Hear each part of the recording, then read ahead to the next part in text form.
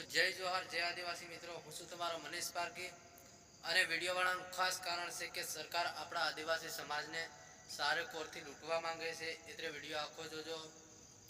પહેલી વાત કે દાહોદની બાજુમાં આવેલા ગામોમાં સરકાર એરપોર્ટ બનાવવા માંગે છે, એ પણ આપણા આદિવાસી સમાજની જમીન ઉપર।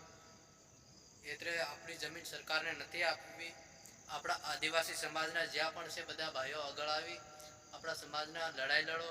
અને બીજી વાત છે કે ઝાબુઆ જિલ્લામાં કેમ કે રણાપોરની આજુબાજુના ગામડા સરકાર હડપવા માંગે છે જમીન, અને આપણા આદિવાસીની જમીન ઉપર સરકાર કંપની ફેક્ટરીઓ બનાવવા માંગે છે, અને આપણા આદિવાસી ભાઈઓને આપણથી અલગ કરવા માંગે છે।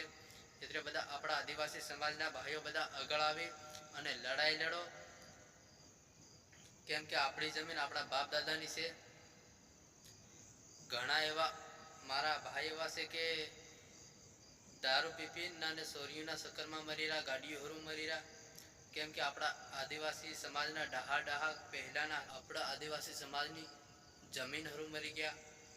એટલે જરૂરથી વિડીયો જોજો। અને બીજી વાત એ કે આજકાલ મેં ઘણી એવી વાતો સાંભળી કે સરકાર બધા પાસે જમીનની સોંપડીઓ માંગી રહ્યો, અને મારા આદિવાસી સમાજના બધા કાકા બાબા એવા બધા જાયરા અનપઢ પટવારીને જાય સોંપડીઓ આલી રહ્યા, અને ઘણાના ફોન પણ લઈ લીધા એમ કહે છે। એમાં કંઈક મેસેજ આવે તો મળશે એમ કરીને જમીનની સોંપડી લઈ લઈને જાય છે। તો મારા આદિવાસી કાકા બાબાને બધાને કહું કે જાઓ તો એકાદા ભણેલાને લઈને જાજો, અનપઢ કઈ જાતા નહીં, તમને ખબર નથી કાં અંગૂઠો દેવાડ દે તેમને નામે કરી લે, તમને ખબર ન પડે, એટલે કોકને લઈને જાજો, એકલા ન જાતા।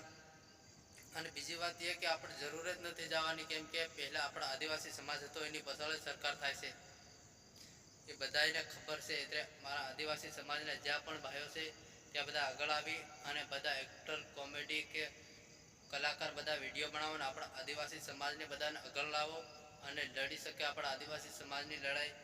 એવી રીતે સપોર્ટ કરો એકબીજાને। જય જોહાર જય આદિવાસી। મળશું ફરી વિડીયોમાં, અને મારી સમાજ સેવા ચેનલને સબસ્ક્રાઈબ